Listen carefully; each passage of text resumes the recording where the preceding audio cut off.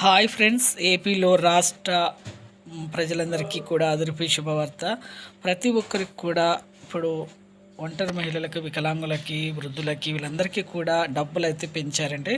అందులో 3 శుభవార్తలు అయితే వచ్చాయి. మరి పెంచిన డబ్బులు ఎప్పుడు ఇస్తారు, అలాగే ఇంకా 3 శుభవార్తలు ఏంటి తెలుసుకునే ముందు లైక్ చేయండి, షేర్ చేయండి, సబ్స్క్రైబ్ చేయండి.